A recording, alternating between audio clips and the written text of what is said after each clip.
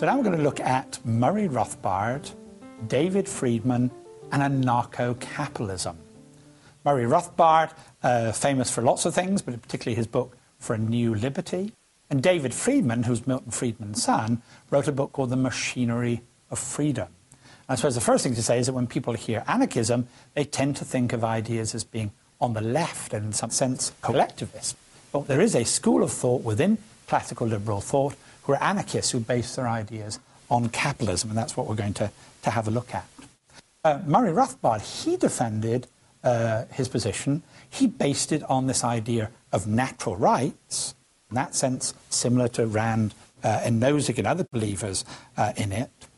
But he was also strongly influenced by Mises, and he developed what he called the non-coercive axiom, the non-coercive truth.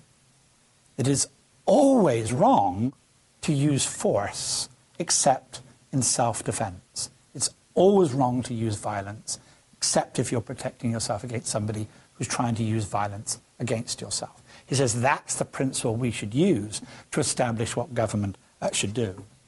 David Friedman, from a different point of view, he very much follows the same methodology of his father, the Chicago School of Empirical Analysis. He says we answer this question by comparing what's the relative efficiency of leaving things to the market and what's the relative efficiency of leaving it to the government. Two very different sorts of methodologies, one clearly based on natural rights, one clearly based on consequences. Why do they think the government should be limited? In fact, they go beyond that. They believe there should be no state at all. Well, that raises the question about what is a state? The classic definition of a state comes from Max Weber, the German sociologist. A state is an institution which claims a monopoly of the legitimate use of force over a given territory.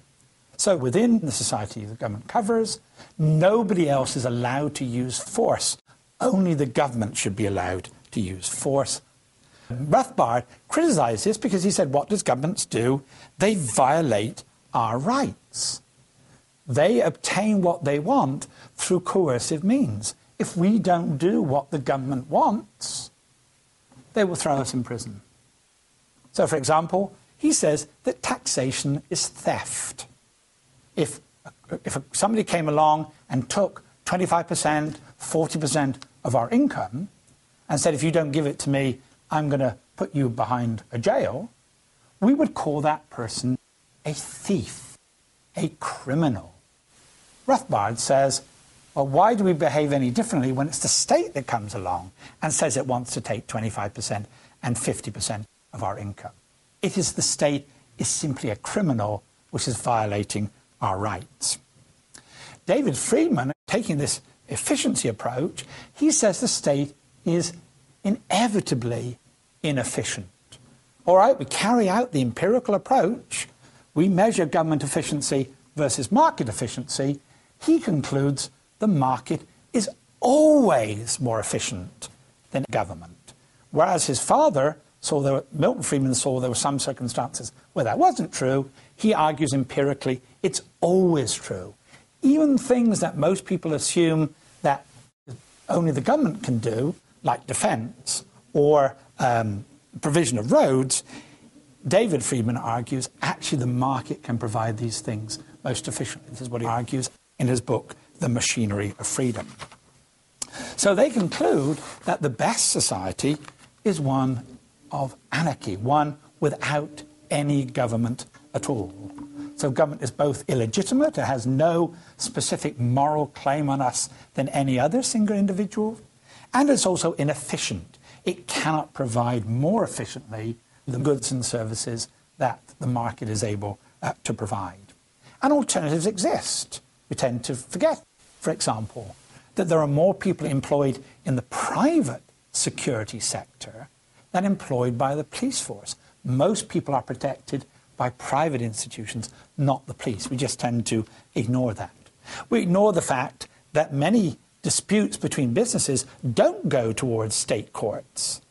That in fact, many business disputes are settled in private arbitration courts because state courts are so slow, they're so inefficient, they're so unreliable, many businesses would prefer to use private arbitration agencies to do this.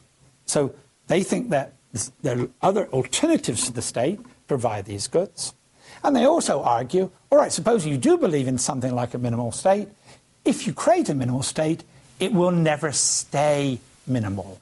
It will be unstable. And it will either have to go in one direction, which is the most likely, it will start as a minimal state and then it will grow and it will grow and it will grow and it will grow, or, which is what they favour, let's go to anarchism of having no state whatsoever.